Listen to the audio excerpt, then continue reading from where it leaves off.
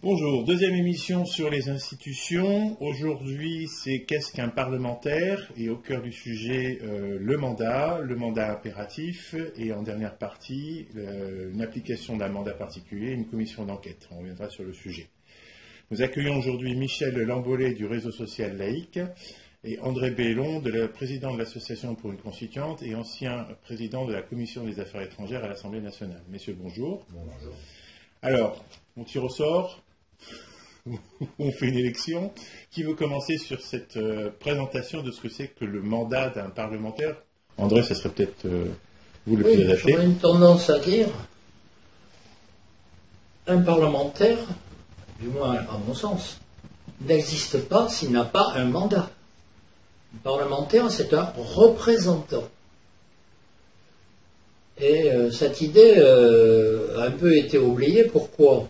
Parce que de plus en plus, les citoyens pensent, et pas trop souvent à tort d'ailleurs, que les parlementaires ne les représentent pas. Voilà. Un parlementaire doit représenter les citoyens qui l'ont élu. Voilà. On a oublié ça, c'est une évidence. S'il ne fait que représenter son parti, il ne représente pas les citoyens au sens propre. Donc il faut retrouver cette notion de représentant. Et si par exemple des thèses complètement antidémocratiques et anti-républicaines comme le tirage au sort se sont répandues, c'est parce que quelque part, justement, les élus ne sont plus perçus comme des représentants. Et donc, comme ayant un mandat. Quand ils sont élus, eh bien, ils sont élus sur la base d'un certain nombre de propositions sur la manière dont ils conçoivent la vie publique, sur leur relation avec les citoyens, etc., etc. Toutes choses qu'ils doivent respecter. C'est leur rôle. Voilà. Et donc, il faut retrouver vraiment ce mot représentant est au cœur de la vie publique démocratique. Avant de revenir sur cette question, Michel, une réaction et un point de vue sur ce... Ce qui est important, il y a une chose très importante que vient de dire André. Il est élu par des gens, par des citoyens. C'est un suffrage universel. Le suffrage universel, il ne vient pas de nulle part. Il est le résultat d'une lente évolution de notre société vers la démocratie. Ce sont tous nos citoyens qui devraient élire des parlementaires. Et effectivement, la question démocratique aujourd'hui, c'est que de moins en moins de citoyens votent. Il y a donc une interrogation prégnante pour nos démocraties. Ce n'est pas le suffrage pour remettre en cause. Ce qui est remis en cause, c'est l'exécution de ce suffrage. Et la véritable question, c'est comment faire en sorte que le contrat de représentation passé entre les citoyens qui élisent et le représentant qui devrait représenter soit respecté. Sur le mandat parlementaire, il y a eu des élections législatives récemment, et puis un certain nombre de citoyens ont découvert que c'était, alors qu'ils vont élire un député de leur circonscription qui leur se rapproche, c'est un mandat national. Et il a été difficile de faire comprendre qu'il n'y aurait pas de clientélisme, mais qu'il n'y aurait pas une intervention spécifique géographique du député, et de ce que pouvait être un mandat national. Qu'est-ce que c'est qu'un mandat national dans le contexte de l'élection des députés? Alors qu'on a tendance à protéger et intervenir sur les gens de sa circonscription. Un député, il est membre de l'Assemblée nationale. Donc, par définition, un mandat national. Il a un mandat national sur la base d'une élection qui est faite dans un cadre géographique limité et celui d'une partie des départements. Voilà. Enfin, une partie dans le département. Donc, ça ne veut pas dire qu'il ne porte pas la parole au niveau national. D'ailleurs, tout citoyen est concerné par la politique nationale. Donc, de ce point de vue, il y a une certaine logique. La question après, c'est comment le citoyen peut-il vérifier ce que fait le parlementaire, ça lui convient, et comment peut-il le contrôler? C'est une idée qui date depuis les débuts de la démocratie, le contrôle des élus. C'est d'ailleurs pour ça que, par exemple, il y a, dans la tradition républicaine, le compte-rendu de mandat, fait par le député de temps en temps. Donc, puisque j'ai eu l'honneur d'être moi-même député, moi je faisais au moins une fois par an dans chaque commune, il y en avait 100 dans la circonscription, à large, il y a 300. Mais au moins une fois par an, un compte rendu de mandat. Alors après, ça se passe différemment suivant les endroits où on est. Mais il faut qu'il y ait ce contact avec les citoyens. Alors après, il peut y avoir sanction du parlementaire qui ne respecterait pas son rapport aux citoyens et donc le mandat qu'ils lui ont accordé. Alors ça, c'est le débat auquel on est confronté aujourd'hui. Quand on dit par exemple le mandat révocatoire, c'est le fait que les citoyens pourraient, dans des conditions à définir, évidemment, c'est pas tous les matins, c'est pas trois citoyens seuls, mais comment pourrait-il dire nous voulons contrôler l'activité de notre député et nous constatons que ça ne correspond pas à ce qu'on attendait. D'où l'idée du mandat impératif. Bon, dans les débuts de la Révolution, le mandat impératif a été refusé, d'ailleurs il n'est pas constitutionnel. Pourquoi? Parce qu'on considérait que chacun venait avec une pensée, une relation avec ses citoyens, du moins ceux qu'il avait élus, mais que dans le débat général qu'il allait y avoir dans l'Assemblée, les positions pouvaient évoluer, ce qui est normal dans tout débat. Donc, il n'y avait pas d'impératif, mais il y avait une discussion parlementaire qui a mené à une conclusion. Le problème est, est-ce que cette conclusion doit être définitive, puisqu'il n'y a aucun impératif, ou, au contraire, doit-on revenir devant les citoyens pour leur dire « vous m'aviez donné mandat de faire une chose, mais finalement, la discussion a montré qu'il fallait faire autrement », et qui à ce moment-là, comment dirais-je, une nouvelle confiance accordée ou pas. C'est tout ce problème des relations entre l'élu et ses mandants, puisqu'il s'agit bien de ça, qui est en cause, et c'est à ça qu'il faut que nous réfléchissions, sinon il n'y a plus de lien entre les citoyens et leurs élus, c'est ce qui est en train de se produire. On voit bien que ce lien se distend, et au profit d'un lien uniquement entre les élus et leur parti. Et c'est la crise de régime dans laquelle nous sommes aujourd'hui. Je fais une pause. Maintenant, le mandat impératif en lui-même, donc on sait qu'il est interdit dans la Constitution actuelle. Quel serait l'intérêt de sa mise en place et en dehors de l'élection d'une constituante, comment pourrions-nous le mettre en place? Est-ce qu'on peut l'expérimenter localement ou est-ce qu'il faut effectivement une refondation totale de nos institutions? Alors, deux éléments avant de répondre à cette question. Le premier, c'est qu'effectivement, il faut savoir d'où vient la charte. C'est important de le comprendre parce que ça renvoie à notre histoire, en particulier à la construction d'institutions qui visent d'abord à élire un homme, pas un parti, et non pas un programme. Ça, c'est important de le rappeler. Ensuite, pourquoi les gens ont perdu confiance dans les institutions? C'est ça qui est la question. Pourquoi les gens s'imaginent qu'on est tous pourris? Une vraie question, mais ça renvoie à la construction d'un ensemble de critères économiques qui dépassent la nation.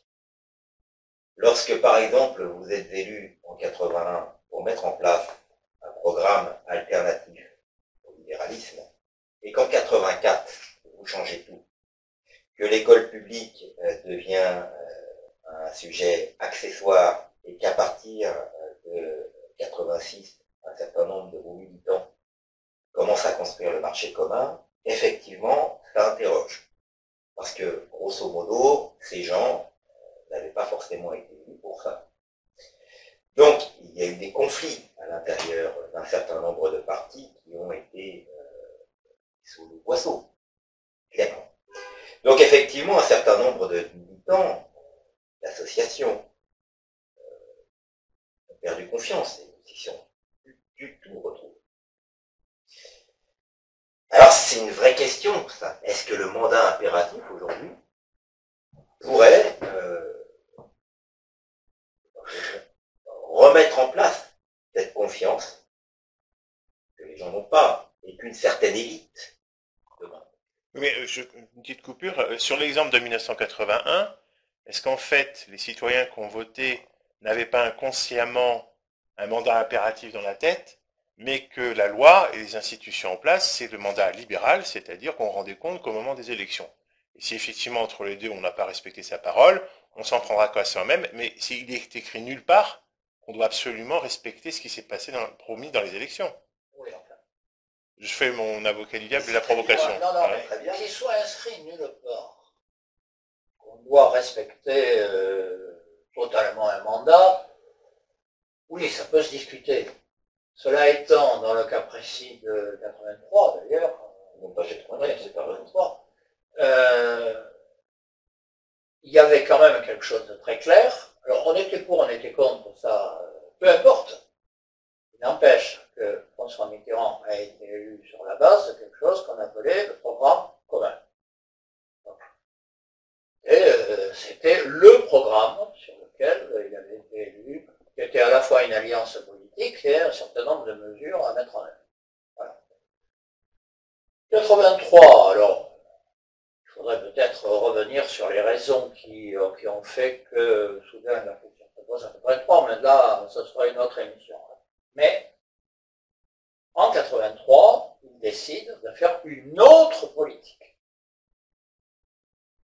Ça veut dire qu'il fait une politique qui n'est pas celle pour laquelle il a été élu. Et comme nous sommes dans un système présidentiel qui ne dit pas son nom, il entraîne de ce fait et son parti et l'Assemblée. C'est comme ça que ça s'est passé.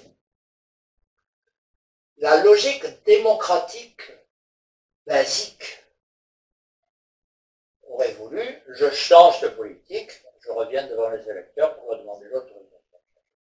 Oui, mais la réponse dans ces moments-là, c'est ce n'est pas écrit dans la Constitution, ce n'est pas la démocratie. C'est pour ça qu'on entend encore aujourd'hui, 40 ans plus tard. C'est pour ça que je pense, j'ai écrit pas mal de choses en la matière sur ce sujet, sur cette période, c'est pour ça que je pense que ceux qui veulent faire du remaniement ou du bricolage dans le cadre institutionnel actuel ne peuvent pas y arriver, parce que ce qui est en cause, c'est le système global. La manière dont il est vécu, la manière dont il est perçu, les institutions qui sont en place, d'où l'idée d'élire une constitution. Voilà. Alors, ce qui fera l'objet d'une autre émission. On fera une autre émission spécialement sur la Constitution. Je profite de ce moment pour dire la Constitution, y compris dans le régime de la 5e, est un bien public. D'ailleurs, la Constitution de 58 a été ratifiée par un référendum. On peut discuter la manière dont ça a été ratifié, ce qui se passait, le contexte. Bon, il n'empêche qu'il y a eu un référendum. Donc, l'idée de base, c'est bien le peuple, souverain au titre de l'article 3, décide ce qu'est la Constitution. On peut se demander d'ailleurs pourquoi il y a eu autant de modifications, plus de vingtaine, je crois. 22. 22 ou un peu plus, oui. Pourquoi il n'y a pas eu à chaque fois référendum? Il y a des fois c'est mineur, il y a des fois c'est pas mineur. Bon. Par ailleurs, il peut y avoir un contrôle de la Constitution par un organisme qui s'appelle le Conseil constitutionnel, qui est un organisme, de par sa Constitution, purement politicien, et par les dirigeants politiques, le président de l'Assemblée nationale, le président de la République, le président du Sénat, avec un renouvellement tous les 3 ans. Bien. Pourquoi cet organe-là définit ce qui est constitutionnel alors que le titulaire de la valeur constitutionnelle, c'est le peuple? Il y a là une contradiction qui fait que je me suis demandé, ça fait partie des débats qu'on doit avoir, s'il ne serait pas logique de dire que lorsqu'il doit y avoir un changement, ou lorsqu'on peut contester une loi, puisque c'est bien le Conseil constitutionnel qui va dire la loi est constitutionnelle ou pas, pourquoi il ne pourrait pas y avoir, dans ce cas précis, des citoyens qui demandent un référendum d'initiative pour contrôler la constitutionnalité des lois ou pour poser le problème de changement constitutionnel. Maintenant, le mandat impératif en lui-même, donc on sait qu'il est interdit dans la Constitution actuelle. Quel serait l'intérêt de sa mise en place et en dehors de l'élection d'une constituante, comment pourrions-nous le mettre en place? Est-ce qu'on peut l'expérimenter localement ou est-ce qu'il faut effectivement une refondation totale de nos institutions? Alors, deux éléments avant de répondre à cette question. Le premier, c'est qu'effectivement, il faut savoir d'où vient la charte. C'est important de le comprendre parce que ça renvoie à notre histoire, en particulier à la construction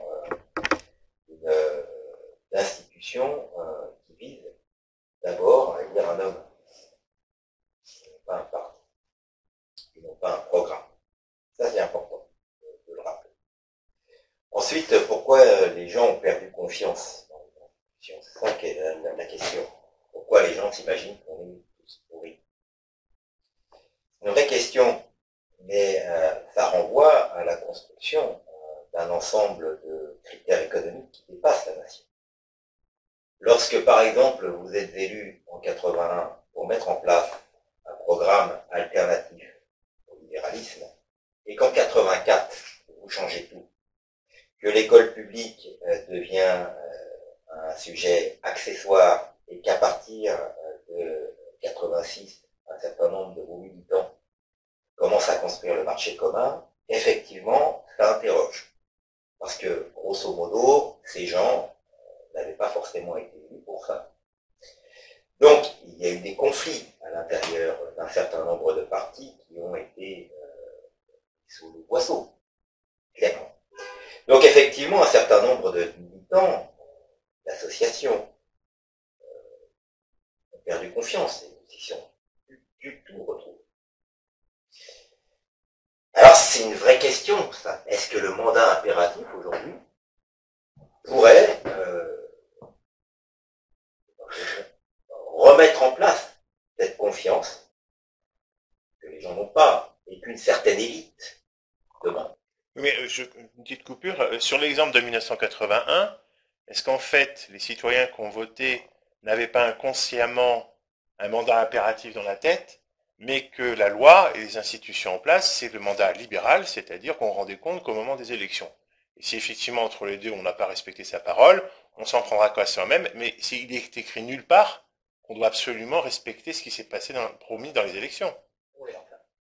Je fais mon avocat du diable et la provocation. Non, mais très bien. Qu'il soit inscrit nulle part, qu'on doit respecter totalement un mandat, oui, ça peut se discuter.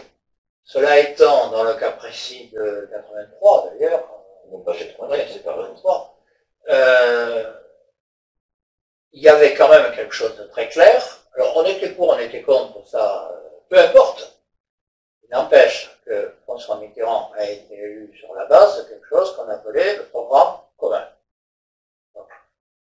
Et c'était le programme sur lequel il avait été élu, qui était à la fois une alliance politique et un certain nombre de mesures à mettre en œuvre. Voilà. 83, alors, il faudrait peut-être revenir sur les raisons qui ont fait que soudain la question se pose à 83, mais là, ça sera une autre émission. Mais, en 83, il décide de faire une autre politique. Il veut dire qu'il fait une politique qui n'est pas celle pour laquelle il a été élu. Et comme nous sommes dans un système présidentiel qui ne dit pas son nom, il entraîne de ce fait et son parti et l'Assemblée. C'est comme ça que ça s'est passé. La logique démocratique basique aurait voulu, je change de politique, je reviens devant les électeurs pour leur demander l'autorisation. Oui, mais la réponse dans ces moments-là, c'est ce n'est pas écrit dans la Constitution, ce n'est pas la démocratie. C'est pour ça qu'on entend encore aujourd'hui, 40 ans plus tard. C'est pour ça que je pense, j'ai écrit pas mal de choses en la matière sur ce sujet, sur cette période. C'est pour ça que je pense que ceux qui veulent faire du remaniement ou du bricolage dans le cadre institutionnel actuel ne peuvent pas y arriver, parce que ce qui est en cause, c'est le système global. La manière dont il est vécu, la manière dont il est perçu, les institutions qui sont en place, d'où l'idée d'élire une constitution. Voilà. Alors, Ce qui fera l'objet d'une autre émission. On fera une autre émission spécialement sur la Constitution. Je profite de ce moment pour dire la Constitution, y compris dans le régime de la 5e, est un bien public. D'ailleurs, la Constitution de 58 a été ratifiée par un référendum. On peut discuter la manière dont ça a été ratifié, ce qui se passait, le contexte. Bon, il n'empêche qu'il y a eu un référendum. Donc, l'idée de base, c'est bien le peuple, souverain au titre de l'article 3, décide ce qu'est la Constitution. On peut se demander d'ailleurs pourquoi il y a eu autant de modifications, plus de vingtaine, je crois. 22 ou un peu plus, oui. Pourquoi il n'y a pas eu à chaque fois référendum? Il y a des fois c'est mineur, il y a des fois c'est pas mineur. Bon. Par ailleurs, il peut y avoir un contrôle de la Constitution par un organisme qui s'appelle le Conseil constitutionnel, c'est un organisme, de par sa Constitution, purement politicien, et par les dirigeants politiques, le président de l'Assemblée nationale, le président de la République, le président du Sénat, avec un renouvellement tous les 3 ans. Bien. Pourquoi cet organe-là définit ce qui est constitutionnel alors que le titulaire de la valeur constitutionnelle, c'est le peuple? Il y a là une contradiction qui fait que je me suis demandé, ça fait partie des débats qu'on doit avoir, s'il ne serait pas logique de dire que lorsqu'il doit y avoir un changement, ou lorsqu'on peut contester une loi, puisque c'est bien le Conseil constitutionnel qui va dire la loi est constitutionnelle ou pas, pourquoi il ne pourrait pas y avoir, dans ce cas précis, des citoyens qui demandent un référendum d'initiative pour contrôler la constitutionnalité des lois ou pour poser le problème de changement constitutionnel. Avant de revenir de venir sur la troisième et dernière question d'un mandat spécifique et d'une commission d'enquête, on verra sur quel sujet. Dernier tour de table, si j'ose dire. Comment mettons en place le mandat impératif aujourd'hui en France? Et est-ce qu'on peut le faire?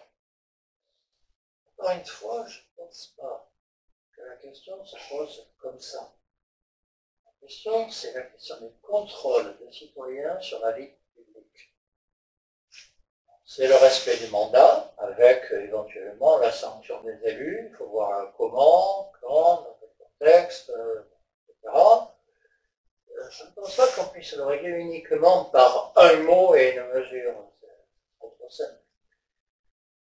Comment on contrôle le rôle des élus? Est-ce que le système institutionnel actuel le permet? Je ne le pense pas. Dans un autre système, est-ce qu'on peut le faire autrement? Et en particulier, moi j'ai évoqué, bon, enfin, il y aurait sûrement d'autres possibilités, ça va de soi, mais j'ai évoqué la manière dont les citoyens pourraient contrôler une loi, disant elle correspond à ce que nous avons voulu lorsque nous avons voté pour la Constitution, plutôt que le Conseil constitutionnel qui est un machin politicien. Bon, mais il y aurait plein d'exemples. Je crois qu'il faut réfléchir à ça. Et se réfugier uniquement derrière un mot, je ne crois pas beaucoup. Michel? D'un point de vue théorique, la réponse à cette question, c'est comment contrôler les élus. Elle est faite d'un point de vue théorique, par les logiques partidaires. Grosso modo, si un parti fait une bêtise, l'autre parti va dire « Oh, regardez comment il fait une bêtise ». Donc théoriquement, c'est un mécanisme parfait. On voit bien que ça marche pas. 56% d'abstention. Ouais, on voit bien que ça marche pas. Donc il y a un autre souci, c'est qu'effectivement, à l'intérieur des logiques partidaires, il y a quelque chose qui s'est passé, qui fait qu'en fait, l'argument rationnel a laissé la place à autre chose. Moi, j'appelle ça la confusion. Le confusionnisme. C'est-à-dire qu'en fait, on n'explique pas ces décisions invectives, polémiques, et on ne débat plus. C'est ça qu'on fait. On ne débat plus. Il y a des sujets qui deviennent tabous, c'est pas trop pourquoi. On ne doit pas parler de ça, mais on ne sait pas trop pourquoi. Il y a une morale qui s'installe, on ne sait pas trop pourquoi. Donc effectivement, toutes ces logiques font qu'aujourd'hui, en fait, je sais pas, prendre une image, à force d'entendre crier son voisin, on finit par se dire qu'il nous fait chier. Et effectivement, aujourd'hui, les logiques partidaires font qu'on crie. On n'explique plus. Et le fait est que pour contrôler une démocratie, parce que c'est ça dont on parle, hein, une démocratie c'est la souveraineté du peuple, il n'y a pas de différence pour moi entre la souveraineté du peuple et la souveraineté nationale, parce que la nation c'est son peuple, c'est aussi simple que ça, il ne faut pas trouver des trucs bizarroïdes à expliquer, non, la nation c'est son peuple.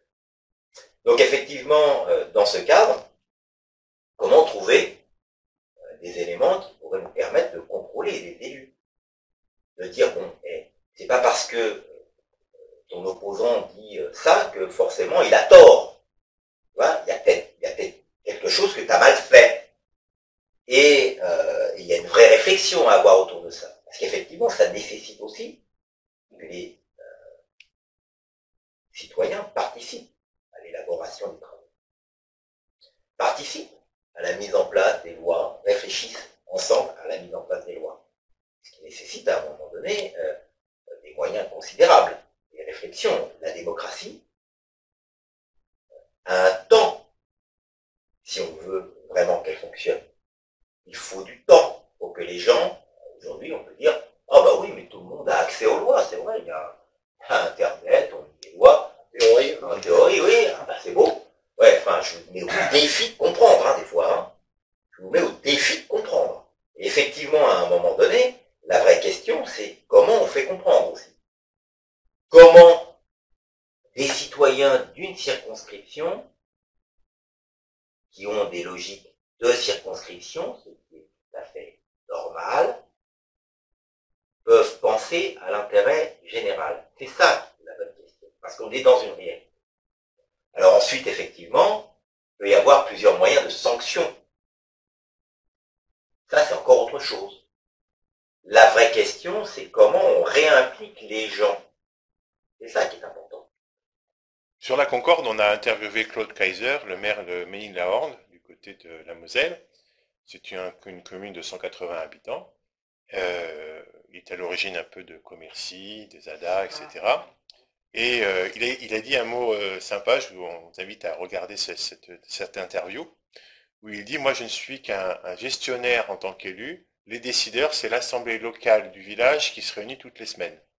Et c'est même pas de la démocratie participative, c'est de la démocratie directe, où ce sont les citoyens qui débattent et qui mettent en œuvre eux-mêmes. » Je suis pas sûr d'avoir jamais compris ce que veut dire participative. Une démocratie, une vraie, elle est participative. Si elle n'est pas participative dans le sens... Alors, la subtilité... Mais La subtilité qui se cache derrière, c'est que dans le participatif, on vote sur un projet, mais c'est pas forcément nous-mêmes qui le mettons en place pour construire et relever les manches. Ça, c'est la technique. Le problème, pourquoi on a inventé tous ces mots participatifs? Parce qu'on sent bien qu'on n'est plus en démocratie. Et justement, à Ménil-la-Horde, ils ont relancé le débat, le fameux débat que l'on ne voit plus nulle part, et c'est à l'échelle de la commune. Donc relancer le débat à l'échelle de la commune sur cet exemple-là ou sous un autre, c'est quelque chose d'essentiel. Et effectivement, avec la crise Covid, on nous a encore plus atomisés derrière nos ordinateurs, on empêchait de nous réunir, et donc il faut réapprendre à redébattre, à se rencontrer, au même titre que je fais un parallèle, c'est en tant que média que je dis ça, que les grands investisseurs dans le capitalisme des médias, quand ils rachètent, ils éliminent l'investigation. C'est-à-dire chercher l'information, gratter, comprendre, etc. Voilà. On a fait le tour sur le mandat impératif. Ça permet de repasser au sujet quand vous la troisième et dernière partie. Le peuple. Et la mise en pratique d'un mandat qu'on va imposer un peu, ou qu'on va chercher à poser. C'est un mot C'est comme la langue des hommes, hein, c'est le meilleur que le pire. On en parle tout le temps, il faut savoir ce que c'est. Le peuple, c'est les citoyens organisés en tant qu'espace politique. C'est-à-dire, il y a politique. On nous dit le peuple n'existe plus, il ne fait plus, les citoyens ne s'intéressent pas à la politique. Ce qui m'énerve, c'est tous les gens qui disent ça, alors qu'ils ont tout fait pour que les citoyens ne s'y intéressent pas. Il y a eu 2 événements dans les 20 dernières années qui prouvent que le peuple, ça existe, et ça a des choses à dire. 1, le référendum de 2005. 2, les Gilets jaunes. Alors, dans les 2 cas, on peut discuter la manière, la méthode, oui. N'empêche que dans les 2 cas, il y a eu un mouvement, et dans les 2 cas, il y a eu répression. Sous des formes différentes, mais, alors, qu'on ne nous dise pas, le peuple, ça n'existe pas et ça ne veut pas, non. On ne veut pas qu'il s'exprime. Alors, les Gilets jaunes, c'est comme tout mouvement populaire, il y a du bien, il y a du mal, il y a du contestable, il y a du critiquable, il y a même du condamnable. D'accord. Il y a de l'infiltration. Bon, il y a de l'infiltration. Comme dans les toits. Bien entendu. Il n'empêche qu'il y a eu un mouvement qui était authentiquement populaire. Et qui continue d'exister, par exemple, c'est un coin que je connais, du côté du rond-point de Bandol, depuis 4 ans, ils sont toujours là, tous les mercredis. Bon. On doit réexaminer ces événements. Je pense qu'il faudrait examiner pourquoi un pouvoir politique a bafoué la volonté des Français en 2005. Je pense qu'il faut examiner ce qui s'est passé réellement pour les Gilets jaunes. Le bien, le mal, le contestable, tout. Un exemple que je cite toujours, parce que c'est là qu'il y a eu quand même un basculement de l'opinion, l'histoire de l'Arc de Triomphe.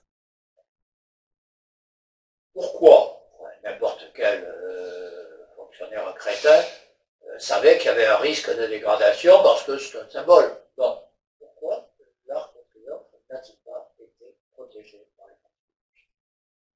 Avec la suite qu'on connaît. Pourquoi? Parce qu'il y avait un oubli, une volonté en fait.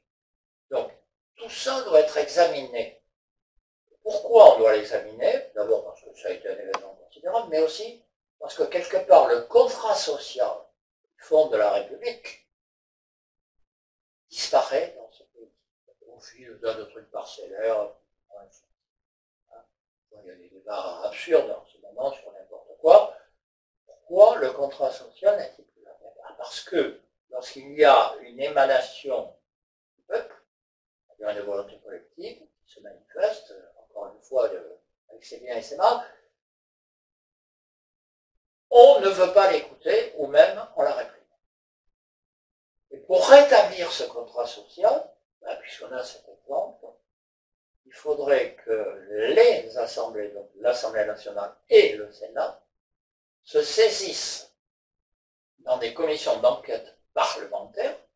Ça existe, chaque assemblée les décide, puis après elle fait ses enquêtes, pour savoir ce qui s'est passé exactement dans la période des Gilets jaunes, pourquoi une telle répression, pourquoi une telle violence, qui l'a décidé, avec quel but, avec quel moyen, de telle manière à recréer, au travers de l'analyse, encore une fois, des biens, des mal, etc., pour recréer la confiance.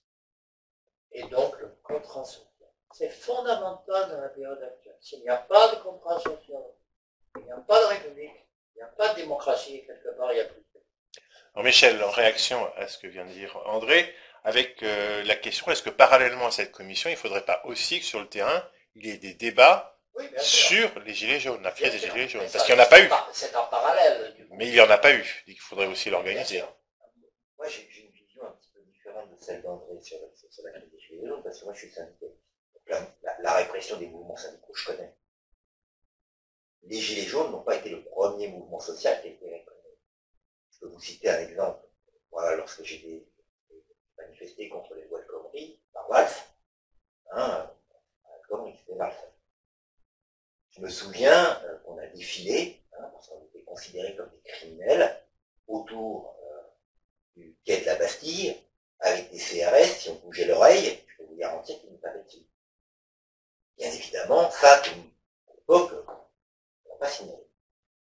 Il y a une innovation avec les gilets jaunes. Une vraie. C'est l'utilisation des LBD. Et ça, effectivement, c'est particulièrement dégueulasse. Il y a une deuxième innovation avec les gilets jaunes. C'est la mise en place de forces de sécurité qui n'étaient pas adaptées au maintien de l'ordre. Lorsque vous mettez en place des équipes qui ne sont pas habituées au point de vue des forces de sécurité au maintien de l'ordre, vous obtenez des accidents et vous obtenez même des dérapages contestables d'un point de vue judiciaire. Et qui est responsable derrière? C'est ça la vraie question. C'est ça le sens aussi de la commission d'enquête. Déterminer les responsables. Parce qu'il y a des responsables. Ce ne sont pas des violences policières. Ce sont des violences politiques. D'État. Et c'est très important de faire la distinction. Avec ce petit bémol, n'étant pas en état d'urgence, il faut quand même savoir qu'il y a l'article 28 de la loi 83-634 du 13 juillet 83 qui est devenu un article du nouveau code de la fonction publique qui oblige les fonctionnaires à désobéir à un ordre manifestement illégal. Et sur l'exemple du LBD, c'est l'article 4 du code de la police et gendarmerie, si ma mémoire est bonne, c'est le même texte. Le LBD étant une arme de guerre, il n'aurait jamais dû être utilisé, et beaucoup d'agents de force de l'ordre le savaient, mais n'ont pas désobéi. Est-ce que là, on n'a pas aussi un problème, on va dire, presque structurel, où on a des fonctionnaires qui auraient eu le devoir de désobéir, comme dans d'autres situations plus récentes avec la crise Covid, et ils ne l'ont pas fait. Et là, je pose la question syndicaliste. La vraie question qui se pose, alors, outre le LBD, c'est pas une question individuelle qui doit renvoyer à la décision individuelle du fonctionnaire. Est-ce que les forces de police présentes lors de la répression des Gilets jaunes étaient qualifiées pour le faire? Non. Pourquoi les forces de police n'étaient pas qualifiées pour le faire? Parce qu'il n'y avait pas suffisamment d'effectifs de police formés à la mise en œuvre du maintien de l'ordre public dans l'espace public. Cette question en entraîne une autre. Lorsque vous n'avez pas suffisamment d'effectifs et que clairement vous organisez le maintien de l'ordre avec des moyens technologiques, vous allez renforcer ces moyens technologiques sur la mise en œuvre du maintien de l'ordre. C'est les Robocop. Donc effectivement, à un moment donné, il faut prendre les questions par le bon bout. Il ne faut pas prendre les questions par rapport à une décision individuelle. Ces gens sont dans un collectif, d'abord. Ces gens sont dans des équipes, d'abord. Et effectivement, c'est encore la même logique que partidaire, partisan. Nous sommes dans des organisations. Ces organisations obéissent à des logiques. Si jamais nous n'avions pas nommé un préfet qui a réprimé, qui a été nommé pour réprimer, effectivement, à un moment donné, nous n'aurions peut-être pas eu les mêmes logiques du maintien de l'ordre. Un troisième aspect qui a été oublié dans les Gilets jaunes, c'est qu'ils ont fait quelque chose de parfaitement nouveau dans leur protestation. Ils ont investi des lieux qui n'étaient pas investis avec une symbolique forte. Les défilés des syndicalistes, en règle générale, c'est entre République et Nation. C'est pas sur les Champs-Élysées, c'est pas dans les ronds-points, c'est pas dans les ronds-points, et c'est pas, il n'y a aucun syndicaliste qui aurait le culot de vous dire, eh ben, si on doit aller à l'Élysée, on rentrera à l'Élysée. Alors là, ça, je crois qu'à un moment donné, là, il y a une vraie innovation dans ce point de vue-là. Il y a eu une vraie peur de ce mouvement social. Effectivement, les moyens de répression ont été mis en place, et il n'y a pas eu que la violence politique qui a été mise en œuvre au travers de la police. Il y a aussi la violence médiatique, il y a eu la violence symbolique, de faire passer les Gilets jaunes pour des, excusez-moi, mais pour des pauvres, alors qu'en fait, clairement, ce sont des citoyens, ce sont des gens qui évoquaient des soucis, ils ont mis en place des plateformes, on a suivi ça, d'ailleurs le mouvement des Gilets jaunes n'est pas fini, puisque en fait, moi j'ai vu passer des appels sur le 12 novembre, donc en fait, ça marche pas quand vous avez un problème, que vous tapez dessus sans respecter la loi. ça ne marche pas. Donc, c'est important cette commission d'enquête. Alors, avant de finir sur la question technique et pratico-pratique de cette commission d'enquête et la pétition qui tourne au-dessus, pour faire toute la lumière sur la période la crise des Gilets jaunes, je voudrais revenir une dernière fois sur l'aspect de la désobéissance des fonctionnaires. Alors effectivement, ce n'est pas du tout une logique individuelle, mais pour avoir posé cette question dans plusieurs réunions auprès de fonctionnaires, la plupart du temps, beaucoup ne savaient pas le détail de cette loi, ou ce qui est devenu maintenant une ordonnance. Certains savaient qu'ils avaient la possibilité de désobéir. Par contre, ce qui est sûr, c'est que quels que soient les policiers ou les gendarmes à qui on pose la question, ils la connaissent collectivement par cœur. Donc, effectivement, ils pouvaient très bien se dire, on fait un travail où on n'a pas assez de moyens, c'est pas fait pour, etc., et prendre pour prétexte la loi qui est pour eux, à savoir de désobéir par rapport au LBD. Donc ça, c'est une question quand même de fond. Ont-ils eu peur? Est-ce que le poids de la hiérarchie était trop fort? Est-ce qu'ils ont une logique de non-soumission? Quel est le problème à ce niveau-là? Pourquoi ils n'ont pas désobéi avec le LBD? Ce problème est un vieux problème qui a été évoqué par un grand penseur du XIXe siècle, qui a évoqué le concept d'aliénation. Et effectivement, ce concept d'aliénation, c'est la construction du consentement. Et cette construction du consentement, vous aurez beau avoir des règles, les gens obéiront quand même. Alors, c'est pas un tour de passe-passe que je suis en train de faire, parce qu'effectivement, la construction du consentement, c'est pas évident à décrire. Ça nécessiterait beaucoup plus de temps pour réfléchir. Et on va donner un exemple. Et c'est mon concret. Vous faites passer les gilets jaunes pour, des gauchistes fachos. Passons le truc. On va passer comme ça. Hein. Et fondamentalement, ces gens sont dangereux pour la société. Les policiers que vous employez sont là pour faire respecter l'ordre. Donc, vous créez un conflit à l'intérieur de leur... Un homme, c'est un homme, réfléchis. Vous créez un conflit entre est-ce que je désobéis et je laisse s'installer cette bande de hordes de casseurs qui vont casser, voire égorger nos fils et nos compagnes dans le cadre de leur révolte sociale qui devient politique, ou est-ce que je vais faire confiance à mes chefs pour maintenir l'ordre et obéir aux ordres qui me sont donnés, ce qui me permettra de garantir les institutions, donc mon salaire, et aussi ma normalité. C'est une vraie question, ça. Et elle se pose pas simplement aux questions, elle se pose pas question aux forces de l'ordre. Parce que les violences politiques, c'est pas des violences policières, c'est différent. Les policiers, dans les violences politiques, sont des instruments. On leur demande de faire plus que leur métier. Mais il faut le faire passer comme l'exécution de l'ordre. Donc effectivement, c'est beaucoup plus compliqué que ça, et ça demande de réfléchir au concept d'aliénation.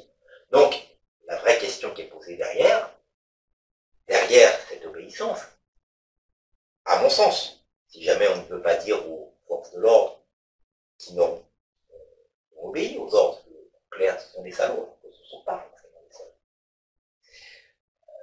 C'est de dire, attendez, vous formez des gens qui s'appellent des CRS pour le maintien de l'ordre. Ok. Mais pourquoi vous utilisez des gens de la BAC qui ne sont pas du tout formés pour ça? C'est une vraie question. Ça. Et elle ne renvoie pas à la question. Parce que de toute façon, ces questions d'obéir ou de désobéissance, ça nécessite un approfondissement. La désobéissance, elle se construit. Mais on ne désobéit pas pour faire n'importe quoi, on désobéit parce qu'on a un projet derrière. Parce que derrière, on se dit, ça fonctionne pas. Et ça peut pas fonctionner, parce que je remets en cause moi-même mon métier qui garantit le contrat social, parce que dans n'importe quelle société, malheureusement, vous aurez besoin de police. Et d'où peut-être aussi le taux effarant de suicide chez les policiers, qui sont peut-être, et ça c'est peut-être une autre commission d'enquête, ou c'est complémentaire à celle des Gilets jaunes, de savoir qu'est-ce qui s'est passé avec un taux de suicide plus important que ceux qu'il y a eu à Orange. Pour terminer, André, puisque c'est toi qui as lancé la commission, enfin la pétition pour la commission d'enquête, enquête. En quelques mots, synthétiquement, techniquement, c'est quoi? C'est on signe une pétition pour obtenir quoi? D'abord, c'est un appel. Faire une pétition, c'est une manière de montrer un rapport de force. Non, un appel, c'est des gens qui répondent à un appel, qui veulent participer à ce cas. Donc, on souhaite qu'il y en ait le maximum possible. On en a déjà pas mal, plusieurs centaines, répartis sur tous les territoires, y compris les docteurs d'ailleurs. Donc, c'est déjà ça. Deuxièmement, les personnes qui ont, citoyens, qui ont signé cet appel, on leur suggère de prendre contact avec leurs parlementaires, députés et sénateurs, en leur envoyant, soit alors il y a diverses manières, leur envoyer une lettre en disant je souhaite une commission d'enquête parlementaire, nanana, pour telle et telle raison, et répondez-moi, s'il vous plaît. Il y a une manière de les aborder, par exemple, sur les marchés. Ça m'arrivait, donc j'espère que ça arrive encore, que les parlementaires aillent sur les marchés, discutent avec les citoyens. Bon, les interpellent à ce moment-là, pourquoi pas se fassent filmer lorsqu'ils interpellent. À ce moment-là, on peut mettre en ligne l'image des contacts, etc. Il peut y avoir différentes formes. Nous avons envoyé cette demande de commission à tous les groupes parlementaires, Assemblée et Sénat. Cette occasion, on a découvert qu'il y en avait beaucoup, une vingtaine. Le président du Sénat m'a répondu qu'il transmettait la demande à la commission des lois. J'ai donc envoyé une lettre au président de la commission des lois, Philippe Audas, en lui disant qu'on était à sa disposition pour en parler. Maintenant, on verra bien quelles sont les réponses, mais en toute hypothèse, c'est une manière de se mobiliser et en rapport avec les élus. C'est pas une manière de les mettre à mal. C'est une manière de leur dire vous êtes parlementaire, voilà, voilà tel problème, on vous le soumet, et on veut en parler avec vous et agir avec vous. Voilà.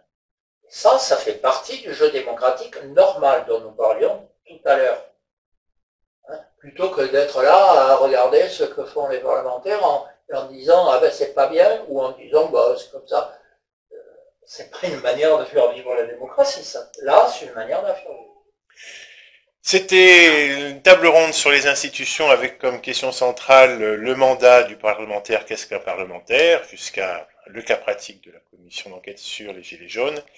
On était avec Michel Lambolet du réseau social laïque et André Bellon de l'association pour une constituante. Merci. Merci. Allez. Non,